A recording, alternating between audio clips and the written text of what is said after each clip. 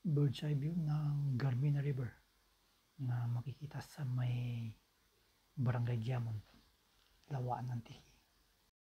Mga nasa 30 minutes na travel time pag galing ka ng National Highway papasok sa barangay. Nasa tabing daan lang ang location nito na madadaanan mo pag pumunta ka ng Barangay San Ramon galing ng Barangay Giamon. Palilagpas lang to ng Barangay Giamon. Mga nasa 300 meters ang rough road na daan. Balito yung natitirang hindi pa nasemento na daan mula sa National Highway. Ang Garmina River ay nagkukunik ito sa may Bigaa River ng San Ramon.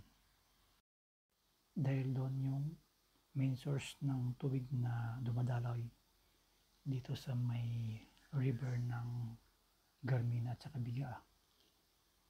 Siguro mga nasa 15 to 20 kilometers ang haba ng river nito mula doon sa main source papuntang dagat